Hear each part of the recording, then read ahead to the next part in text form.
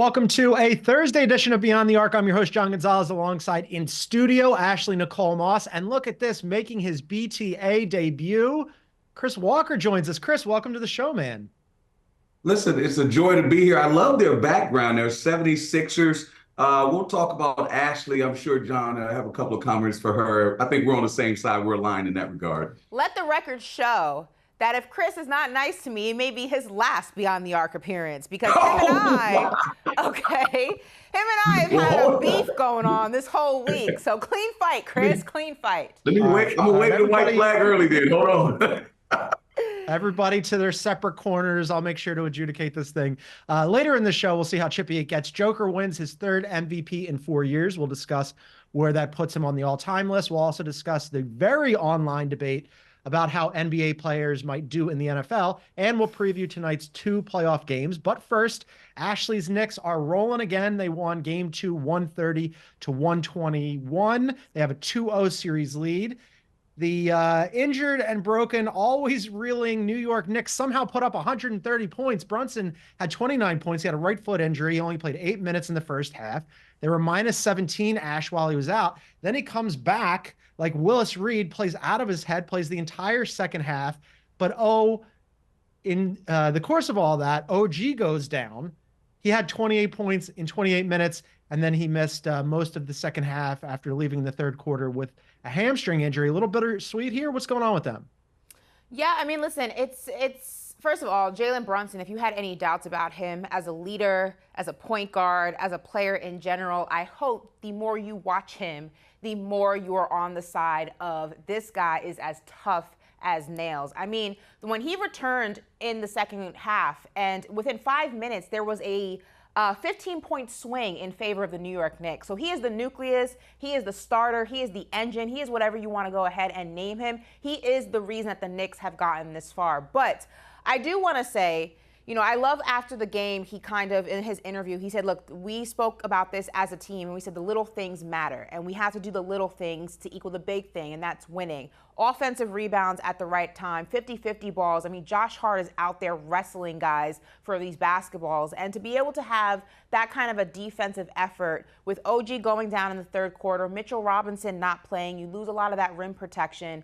It's just very impressive how it's been next man up for the Knicks. I feel like their entire season in some way, shape, or form. You name somebody that has gone down, it has been next man up.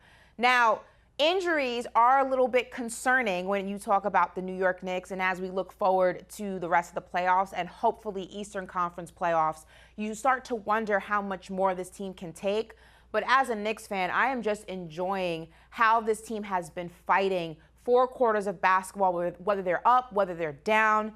It's just been very, very impressive to watch. And the reemergence, I should say, of Jalen Brunson for people who doubted him has just been incredible to watch as a Knicks fan.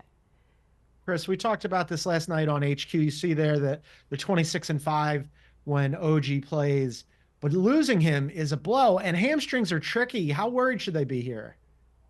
I think they should be very worried. The question is, what are they going to do moving forward? They're going to Indianapolis. It's going to be very tough, raucous crowd. They're great at home. They score a lot of points. And the question is, if you win 4, do you risk playing him in game 3 and 4 and losing him for the rest of the series? That's the question. Now, they have to talk to their trainers.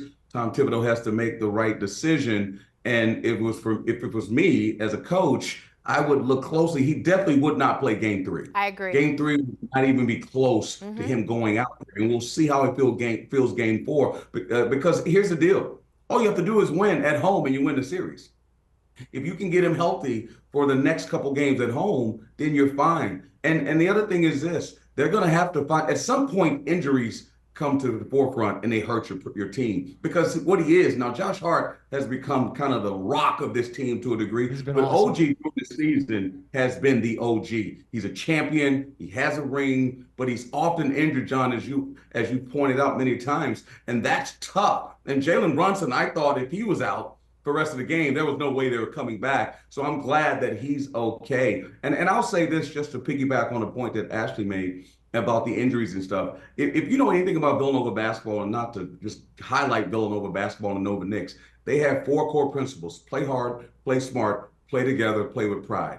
And isn't that emulated when you see the New York Knicks? They play hard, they play smart, they play together, and they play with pride. And that's what DiVincenzo, and that's what Josh Hart, that's what Jay Wright instilled those guys. And Jalen Brunson was the leader of those national championship teams. And look what he's brought to the Knicks. None of those guys were highly recruited, right? And look at the Knicks team, and that's what's happening right now. Tom Thibodeau has something to work with. Hopefully they stay healthy because, again, we'd like to see a team like this. Finally, Ashley, it's been 100 years probably before you were born. So thank God, John. Thank God we finally got the Knicks in a situation we can cheer for New York. Whatever. If it's not the refs doing it for us, like you say, it's the league wants the Knicks to win. Now it's 100 years. Like, I get it, Chris. Both of your teams are non-factors. You took a gamble on not one but two teams, and they both lost. I understand why you're in your feelings, but stop throwing shots at winners. We win over here, okay? We're not worried about y'all. Help me out, John. We're not worried about you,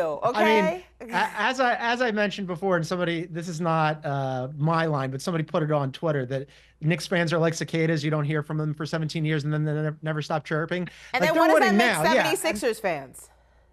Well, I mean, yeah, we know what we are. We lose all the time. It doesn't bother me. You can't hurt me. I'm dead inside and have been for a long time. I do want to bring up the Nova Knicks, though, because they are playing out of their heads. And despite all these injuries, right, they kind of stumble into, hey, Josh Hart has been an absolute monster for them this season. Dante DiVincenzo goes from being a bench player, a role player, to being an integral part of the rotation. But now with OG out potentially for who knows how long, that rotation, yeah, Tibbs loves to play a short rotation anyway, but I wonder what happens now. You're going to have to play Precious more. McBride, you're going to have to get some more minutes out of McBride. They're super thin, and the reason why I'm bringing this up is because they have played so far in these first two games a completely different series against the Pacers than what they played against the Sixers. The Sixers and the Knicks had a knockdown, drag-out, old-school Eastern Conference battle where every possession was paramount.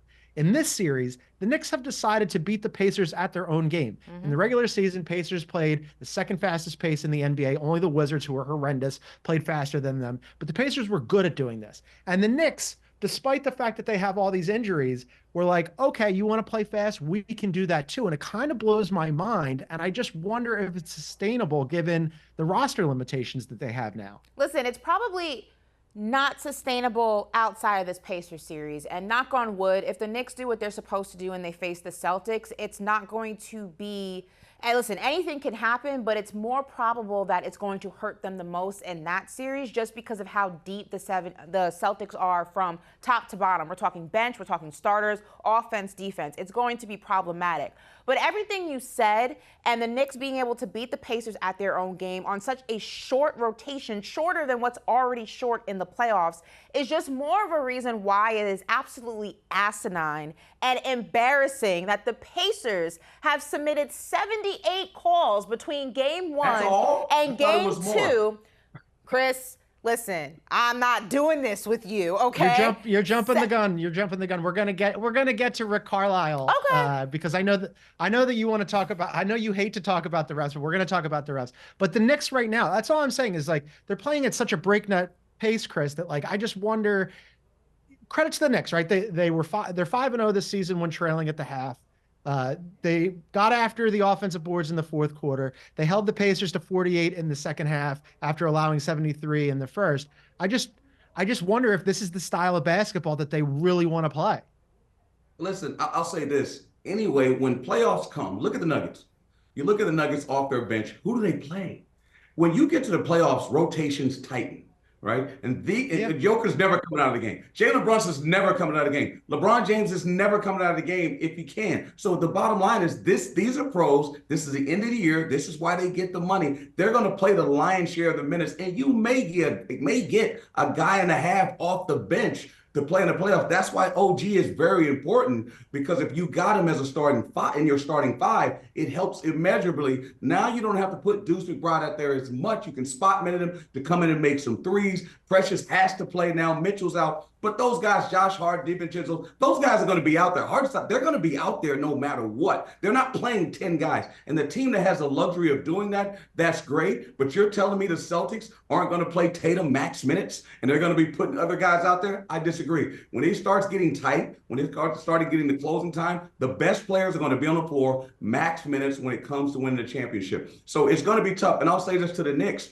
The Pacers may play a up and down style, but the Knicks have the most fast break points in the playoffs. So per game. So at the end of the day, as long as Jalen Brunson is out there engineering the attack, I feel good about the Knicks playing the way they're playing, because guess what? He's a scorer, but he can drop dimes. Josh Hart is like a mini point guard. He puts his head down. He's gone. DiVincenzo's spotting up. They do a great job in transition of finding each other, just as good, shall I say, as the Pacers. The Pacers are elite at it, but don't count out the Knicks. They're very good in fast breaks. So I actually like them playing faster. So Jalen Brunson, a smaller guard, they have no post presence in Hartenstein. I like them playing a little bit faster to get easier points.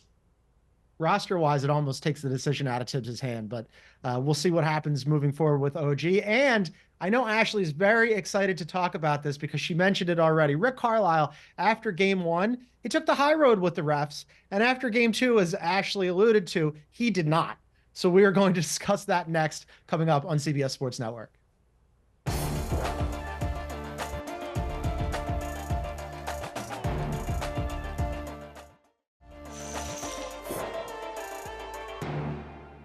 All right, welcome back to Beyond the Arc on a Wednesday. John, Ashley, and Chris here. You can find us wherever you get your favorite podcasts. Please download, subscribe, and leave us a review. All right, after game one, Rick Carlisle said he wasn't expecting it to get calls in MSG. And then after game two, he had a much different tune. The refs have been the focus of a lot of different playoff games and series so far this offseason, certainly were after game two. He said, Rick Carlisle said that in game one that they thought that they missed 29 calls that were clearly called the wrong way. He decided not to submit that because he wanted to get a more balanced whistle in game two. Well, he said he didn't get it. And he specifically called out the play where Tyrese Haliburton, who has a bad back, got shoved by Josh Hart in the back in the third quarter, and there was a no call. And then that was mentioned all over Twitter. He called it shocking. And then he promised to submit those calls after game two. Here's Carlisle postgame on the refs. I'm always talking to our guys about not making it about the officials. But, you know, we deserve a fair shot, you know, and it's just not, there's not a consistent balance, and that's disappointing. You know, small market teams deserve an equal shot. They deserve a fair shot. No matter where they're playing.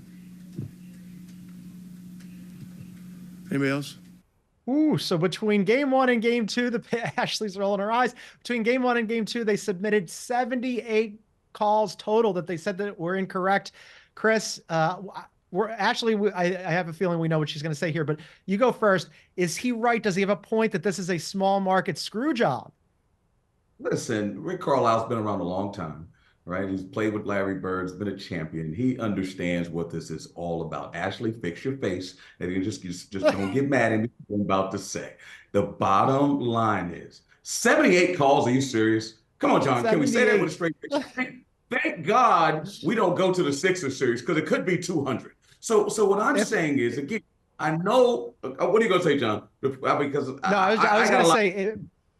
In fairness to the Knicks, they only shot 5 more free throws in game two than the Pacers did. So Rick might be over-exaggerating a little bit, but 78's a lot. But here's the deal, though. It's not about free throws. It's about dictating the way you're going to play your players if they get in foul trouble. So free throws, I get it, but then they can take guys out of the game. Guys can play more tentative. So at the end of the day, it's not just the free throw disparity. So people got to look inside of the numbers and not just look at, well, they shot more free throws. That doesn't matter. Right? Rick Carlisle or the players could be affected by the way they're calling the game. They could go to the cup a little bit less, right? They may not be as aggressive on defense. There's a lot of inside the line stuff there. I'll say this, and there was a couple of fouls, and Steve Javie said this on TV the other day. It doesn't matter. Let's call the game by the letter of the law, right? And I'm speaking to the Miles Turner foul, or the offensive foul at the end of the game. Egregious call. There were at least several calls I thought were offensive fouls that the Knicks were setting on screens, and they did not call them. So I feel Rick Carlisle's pain. Like, if it's a foul at the end of the game to decide the game, then it's a foul no matter what. And hey, listen, I love Jalen Brunson, the Brunson burner. but does he ever foul? I mean, does he ever foul? I'm just saying, like, you never see a foul call on Jalen Brunson. Because if I was the Pacers, I'd go at Brunson every single time to get him out of the game because he is clearly the factor, but he never fouls. So, Ashley, listen, there's a veil of protection, right? It's like a force field in one of those battleship movies where you can't kill the aliens. That's what's going on at Madison Square Garden because they're never in foul trouble. They have a short bench because if I was Rick Carlisle, that would be my strategy. We have to go at Josh Hart or DiVincenzo or Brunson, but John, they never get in foul trouble. Protection, witness protection, but we'll see what happens when they get to Indiana. Ash? I don't know where to begin in just all of that chaos of a statement. So I'm going to try to go ahead and dissect this as much as I can. So you're telling me 78 calls to you sounds feasible. That means you have a problem with every third whistle that has been called in the game. Let me tell you why this doesn't make sense. I'm going to go to game 2. I'm not even going to talk about game 1. What's done is done. You had a 10-point lead as the Indiana Pacers when Jalen Brunson went out, which you blew. You also had Pascal Siakam, who did not have OG Anunoby on him once OG went out in the third quarter. He was not able to flourish. That was his primary defender. He still wasn't able to go ahead and make something happen out of that. It's my fault that you gave up a lead, and also you had your primary defender who did not have his primary defender on him, unable to do that. It's our fault as the New York Knicks that Tyrese Haliburton went missing in the third quarter and went almost scoreless in the second half and decided to show up in the last 2 minutes of the game when the Knicks already had their foot on the gas. So that's the New York Knicks' fault, right, Coach Rick? That's their fault. That's the refs' fault, right? And let's not even talk about the fact of, small market teams deserve a chance. Milwaukee won a championship. Denver's the reigning champions. And last time I checked, Oklahoma City and Minnesota, top 3 seeds in the Western Conference, are leading in their series. So if you want to cop, please, you're barking up the wrong tree. The refs are not going to save you, Rick. Play better. Have a better scheme, and maybe you'll be up in the series. But, John, they didn't play against New York. That's what we're missing. It's New York. We want New York. 78 calls, Chris, is egregious. Have some respect for the game. Look in the mirror and ask yourself, why as a coach did you fail your team? Why as a coach did your team fail you? 78 calls is ridiculous. That means you had a problem every other time the whistle was blown. Like, it's embarrassing that you sit on a podium after being down 0-2 in a series and then have the audacity the next morning to go ahead and submit 78 calls to the referees instead of saying, look, my guys were not prepared. There was a chance for us to win this game. We didn't win it. Jalen Brunson's playing on 1.5 feet. You have OG Anunoby with a strained hamstring, and the Knicks have 6 guys, and you're still unable to beat them. But it's the refs' fault, right? Come on. I'm not buying it. I'm not buying it. Let's say this. Let's say 78 calls. Let's listen to your point. I'm going to take here's what I take issue with. Let's say that it's only 50 calls. If they call 28 more, maybe the Knicks don't come back. Maybe Siakam's shooting free throws. Maybe they're not as aggressive. That's the point. It's gamesmanship. It has nothing to do. Maybe it's not 78, but maybe it was really 58 that I'm telling you, maybe it was 28. It's a 6-man rotation, Chris. You have a full roster. You have a full bench. You have a full starting 5. The Knicks have 6 guys, and you're going to go ahead and cop please with the referees? Come on. See, that's where you're wrong, Ash. And John will follow me here on this point. The Knicks have 8 people. They got 5 on the floor and 3 refs. They have 8 people. They don't have 6. That's what you don't get. And that's what Rick's saying. They have 8. So 5 against 8, do the math. Have some integrity for the game. Have some integrity for the game. Have some integrity as a head coach. Have some integrity as a franchise, as an organization. You failed. You lost that game. The refs didn't go ahead and bail the Knicks out. That game was won on grit. That game was won on a good defensive scheme. That game was won on 50-50 balls and offensive rebounds when they meant the most. To sit on that podium and cop please, it's a small market travesty. Like, you should be embarrassed of yours. That is embarrassing. I'm sorry. It's embarrassing. I'm going to need somebody at CBS Sports HQ to get over there and fan Ashley because she's really heated right now. We've done multiple shows this week with different people in Chris's seat right now. And earlier this week, it was Bill and Ashley that were yelling at each other about the referees in the Knicks. I will say, Ashley brings up one good point here about Tyrese Haliburton, who was really good in the first half. He wasn't good in game 1. He only took 6 shots, only scored 6 points. In the first half of game 2, he was really good. He had 22 points. And then he didn't take his first shot in the third quarter until about 3 minutes left. And then, he ended up scoring 12 points in the second half, but one of them was on a junk 3 in garbage time when the thing was mostly over. Chris, I think that Haliburton, to Ashley's point, because the Knicks, credit to them, they've been closing out games this entire postseason. They did it against the Sixers. They did it going back to the last regular season game against the Bulls, where they ended up getting the 2 seed. So all of that is absolutely true. But Haliburton needs to be better here, and he needs to be more consistent, and he needs to be looking for his shot and not just setting up other guys, because in crunch time last night, he kind of disappeared. Listen, Haliburton's game is what it is. He's not Jalen Brunson. Right? Their team is highly relying on 30 assists per game and sharing the basketball. When you play in the NBA and you have a team like the Indiana Pacers that share the basketball the way they do and play selfless basketball, it's almost impossible to beat them if they play a little bit of defense. But if you add 78 non-calls, it's impossible to win. They can score the basketball. They can really score the basketball. Again, Tyrese Haliburton and Jalen Brunson are 2 different players. That's why Jalen Brunson's not on the Olympic team, because he's a ball-dominant guard. That's not what Tyrese Haliburton is. When you're playing, it's lineup optimization. When you're playing with all those stars and all those max scores, you need someone who's willing to be John Stockton. That's what Haliburton is. He's a different type of player. What we're asking him to do is come outside of his comfort zone and be Jalen Brunson. No, that's not who he is. Ash, you made a great point. Siakam, where are you? It's other guys. I'm sorry. Hold on a second, Chris. Those are the guys that have to step up. Would you say that Tyrese Haliburton is the focus of this Pacers team? Is he your main guy? Listen, he's the best player, but he doesn't have to be the best scorer. So you just gave your best player the justification that he does not have to be the best player in games in the playoffs. It's absolutely insane what you are saying. You're giving the best player on the Pacers a pass in being just that he can come and go as he pleases in this playoff series. He can go missing in full quarters. He can be scoreless in halves. He can be a non-factor when it comes to the outcome of this series, and you want to go ahead and wonder why the Pacers are down. And it makes more sense that there's a hypothetical, mythological 78 missed calls, and it's a theory, and it's oh my gosh, the league wants the Knicks to win, instead of the fact that your main guy is not being your main guy. Well, listen, we can talk about that. I know we can go. At the bottom line is the Pacers should have won game 1. The refs gave them that one. They were up in game 2. Haliburton's played good enough. He needs help. Period. He needs help.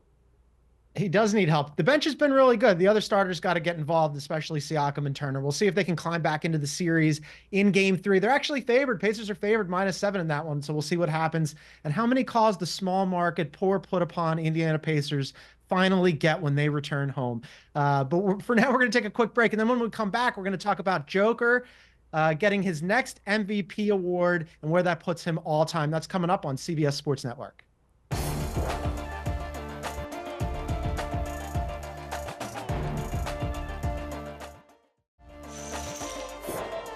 All right, welcome back to Beyond the Arc. MVP awards were announced yesterday. Chris Walker's maybe joining us. Live television, Ashley. Can't beat it. There he is. So the MVP award was just in time. The MVP award was announced last night. No surprise here. Nikola Jokic won his 3rd award in the last 4 years. He's just the 9th player in NBA history to win it 3 times. He's just the 2nd player ever to average at least 25 points, 12 rebounds, and 8 assists in a season. The only other guy to do it was Oscar Robertson back in 1961-62. Wasn't really close here, Chris. Joker got 79 first-place votes compared to just 15 for SGA, 4 for Luka, 1 for Giannis. Ashley's guy, Jalen Brunson, actually finished 5th, so congratulations to him. But, Chris, we'll start with you here. Where does this put Joker all-time? Like, what kind of company is he in now? I had to get myself back on the camera after Ashley's take last time. Sorry about that. I had to remove myself for a second to get my chi back. But I'll tell you this. It's unbelievable, actually, for a player of his caliber. He's just an unbelievable player, very gifted, drafted in the 2nd round, and what he's been able to do with his career in a small market, Ashley, like Denver, where he's won the championship 3 of the last 4, the European influence. He culminates it by winning 3 of the last 4. And some of the company that he's in, a la LeBron James, Michael Jordan, Will Chamberlain, Kareem, Bird, Magic, you name it, it just goes to show you what his ability, and also show you how the game has changed. They can say positionless. Certainly, he's a point guard playing in a center's body, almost averaging a triple-double. I mean, just unbelievable that he's been able to do what he's done. Now, so good always is my guy, SGA. I thought for what he did for his team to be the #1 seed, if the coach was the player of the year, it was the coach of the year, right? So they give the accolade. They say that, oh, what he did changed the franchise. The coach, right? Coach of the year. Then how can SGA not be the player of the year? I get it. Jokic, again, not to besmirch him or to say that or denigrate what he did this year was certainly phenomenal. But for OKC, for us to be talking about the Thunder this time of year, #1 seed. Now, they did tie, was a tiebreaker. But at the end of the day, I like SGA, but no shame in picking Joker for the MVP. Chris, I mean, you should let your boy Rick Carlisle know that a small market developed a 3-time MVP. Like, that's, I mean, the conspiracy obviously doesn't travel all the way to the Mile High City, apparently. So it's just, I guess, everyone below them. But listen, Jokic, I feel like, once again, maybe is, how do we word this? I think that Jokic, look, has kind of solidified what he's able to do, and maybe that gives him more eyes than maybe SGA received this year. OKC has been under the radar for a very long time. I do think that matters when you talk about MVP voting. It shouldn't, but it does.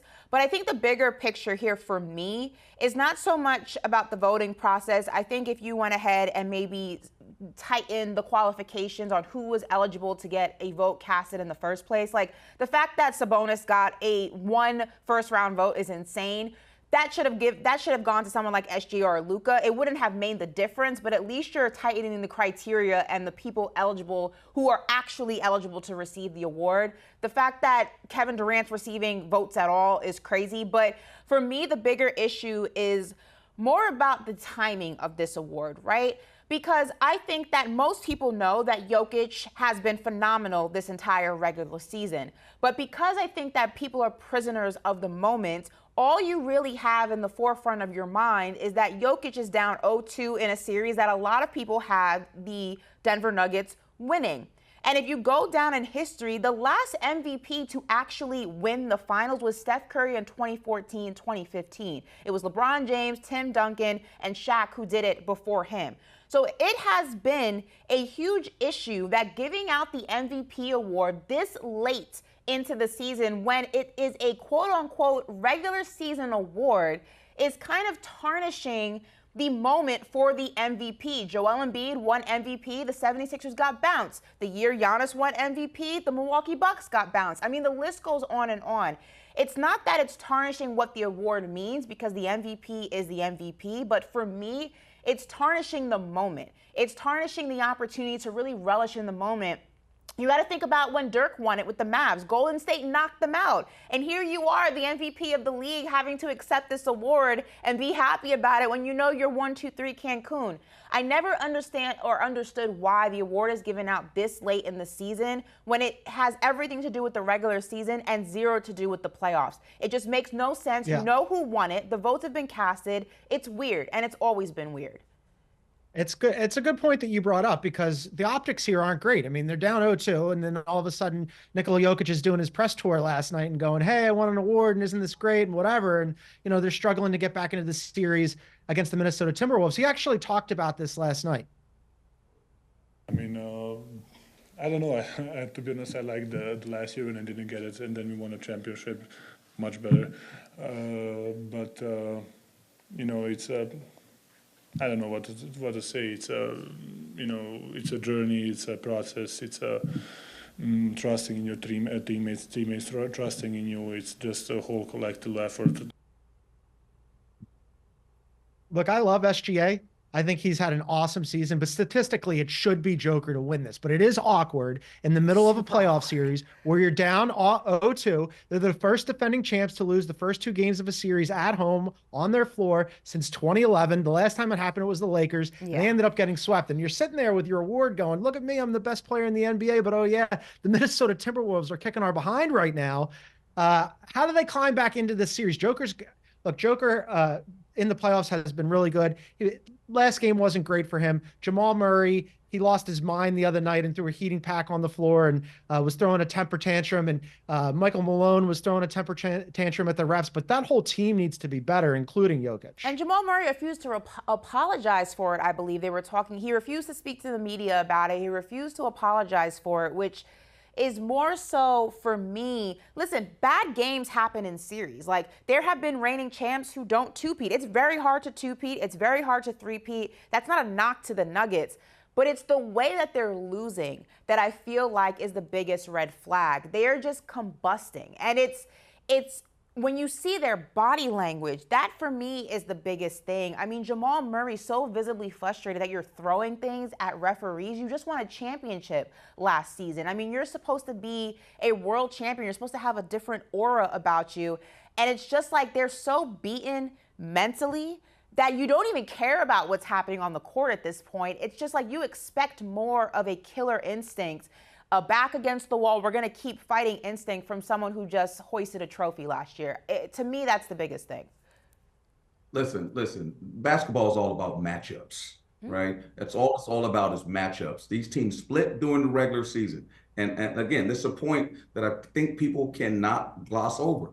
The two coaches, Norrie and Chris Finch, work for Mike Malone. They know where all the bodies are buried. They know all the different ins and outs of what that program is and how that organization runs. The absolute wrong person to have the keys to the castle are those two guys. And I might add, they got a better bench. I said it last year. The Nuggets survived last year because they did not have injuries. I don't care who Joker is. They didn't have injuries. They had a couple of guys come off the bench that were good, right? But they had a great starting five that did not get hurt. We talked about the Knicks, OG going out, it may affect him. But here's the deal. The Timberwolves are just better, guys. We can talk about Ant Edwards. It's not just Ant-Man. They're better. They're more athletic. They're longer.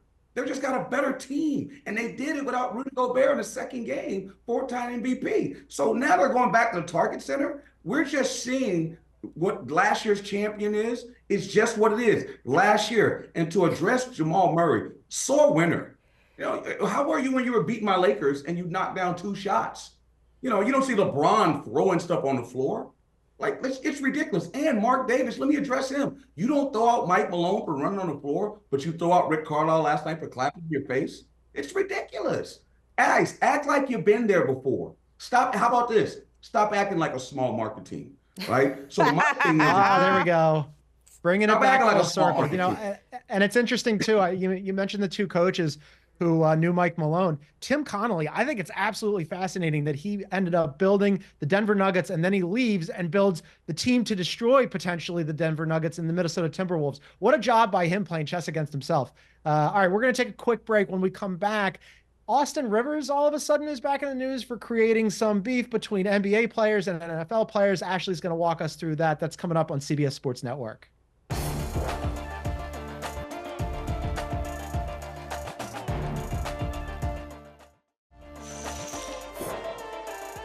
All right, welcome back to Beyond the Arc. Be sure to check us out on our YouTube page. You can find that at Beyond the Arc CBS. Subscribe to it, hit the like button, leave a comment, all that good stuff. Somebody who had a comment this week, Ash, Austin Rivers made a lot of news. What happened with him? Yeah, you know those River boys. They're the gift that keeps on giving. Well, Austin Rivers made some noise earlier this week because he compared NBA and NFL players, and he said you could take more NBA players and put them in the NFL where they would be successful than you could do the other way around. So it got me thinking. I wanted to play a little game with you guys, and we're going to go ahead and put one NBA guy against one NFL guy, and I want you to tell me who would be more successful at the other sport. So first we have Steph Curry versus Patrick Mahomes. Would Steph be the better football player, or would Patrick Mahomes be the better basketball player?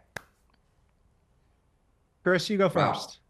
Wow, that's a tough one because playing quarterback is very difficult. A two-step drop, 2-second drop, and those linemen are coming in. But there's no way Patrick Mahomes can shoot from the logo and make shots at noggin like Steph Curry. For me, it's very easy. Steph Curry playing quarterback, even though I'm a football fan and I believe the quarterback is a harder position in sports, making those threes from the parking lot when you get out of your bed in the morning just shooting threes is even harder. I'm going with Steph Curry. I'm going with Steph Curry being able to play football more so than Patrick Mahomes playing basketball. Who you got, John? I don't know if Patrick Mahomes can shoot. He is big though, so you could put him in the dunker spot along the baseline. I'm imagining that he could jam a basketball. Whereas Steph Curry is an unbelievable shooter and athlete, but you see his weight there. He's only 185 pounds. I worry about his durability in football. I'm going to go Patrick Mahomes. All right, so 1-1. Next we have Jalen Brunson, my guy, and Stephon Diggs. Who you got here? Let's go, John. I'm going to start with you. You're going my way first. All right. Jalen Brunson is an incredible basketball player. I don't know that he's hyper athletic.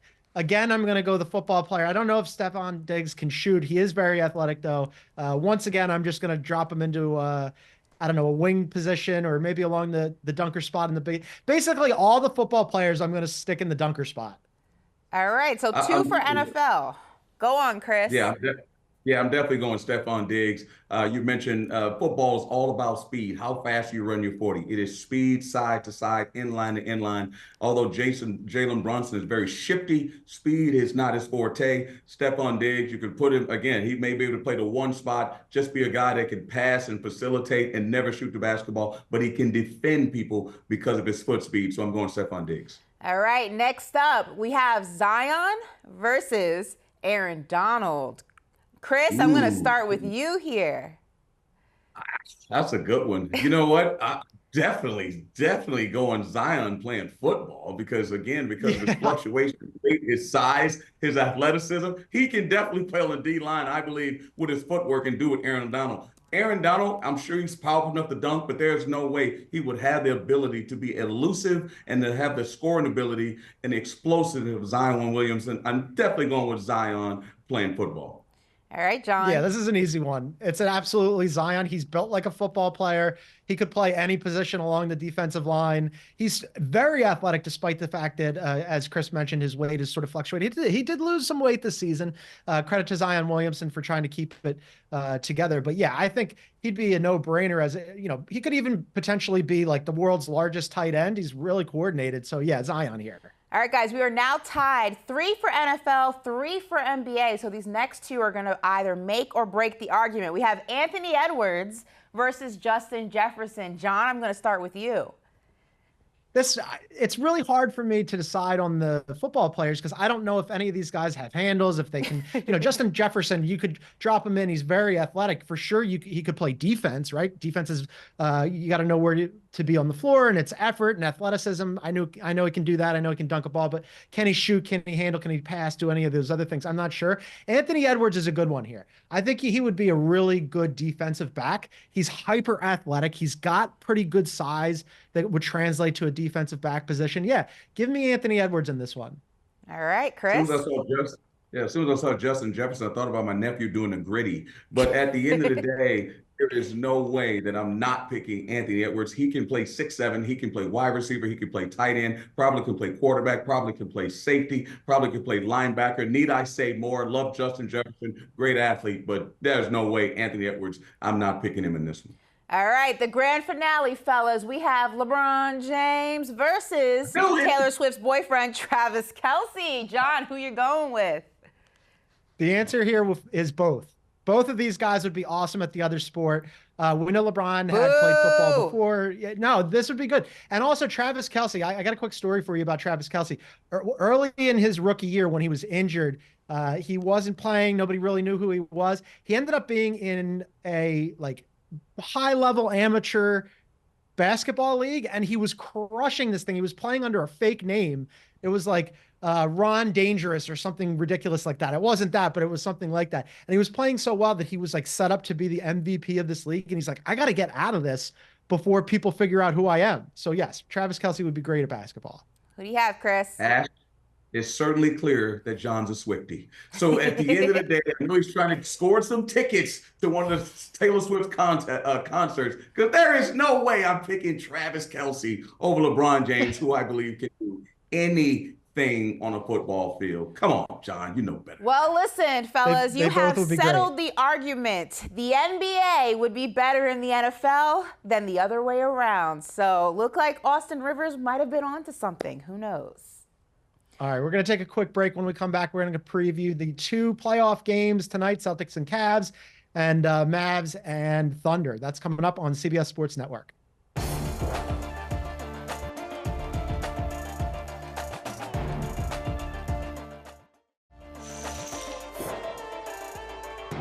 Welcome back to Beyond the Arc.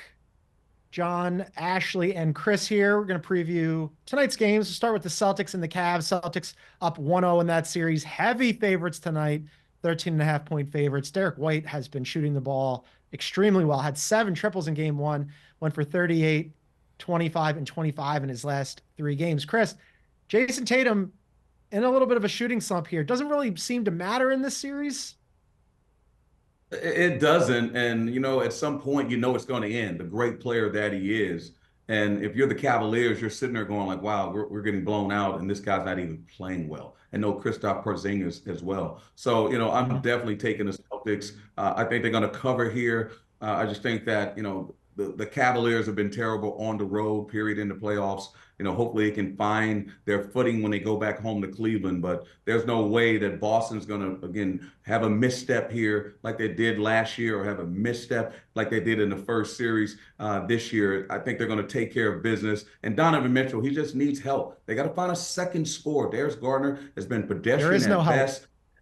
But somebody's going to have to do something. The one time they beat them this year, real quickly, Dean Wade made 6 threes, and 21 and 12. Jared Allen, who's out, is on the had played great. So I don't see any chances of anything changing. The Celtics, the end. Next question, John.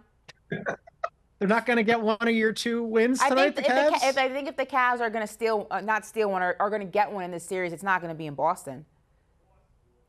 Yeah, well, we'll see if they can at least put up a fight, because as Chris mentioned, it's Donovan Mitchell and then basically nobody. I thought Evan Mobley was pretty good in game 1 without Jared Allen, but it's just not enough. They don't have enough players to help him. Darius Garland has not been good this postseason. And then on top of that, you're running out Tristan Thompson minutes. It's ridiculous. All right.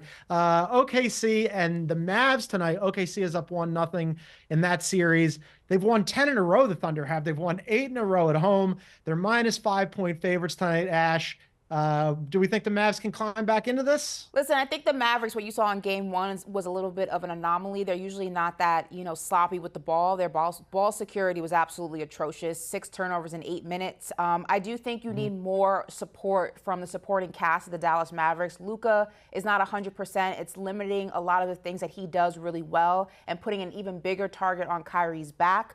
I don't know if they win in OKC. I think if they're going to win, it's going to be back home in Dallas. But I do think you get a better performance from them, because in game 1, that was just not who they are as a team. And they play better defense than they played in game 1. Listen, I won't be as quick as Ash was with the Celtics comment, but if Luka's hurt, give them 0 chance. I like the Mavericks. They've been exciting. They're playing a little bit of defense. The trades help at the deadline. But the bottom line, so good always. Should have been the MVP, and he's going to show it in this series. It'll be a gentleman's sweep. Ooh. Gentleman's sweep. All right. Yeah, SGA has been absolutely unbelievable this year. Their defense, too, the way that they were throwing different looks at Luka. I mean, I didn't come up with this, but they were calling it the Dortcher chamber, because Lou Dort was all over Luka, which Ashley kind of likes, maybe. I'm not sure. But we'll see whether or not that Luka can shoot, because he's in a little bit of a shooting slump. So we'll see if he can snap out of that. But that's going to be it for us today. For Ashley Nicole Moss, for Chris Walker, first time on our program. We've got to have you back, Chris. This was excellent. We really appreciate you joining us. He survived the gauntlet. Good job, Chris. It was awesome. Thanks so much. We'll be back at it tomorrow, everybody. Thank you for tuning in. See you tomorrow on Beyond the Arc.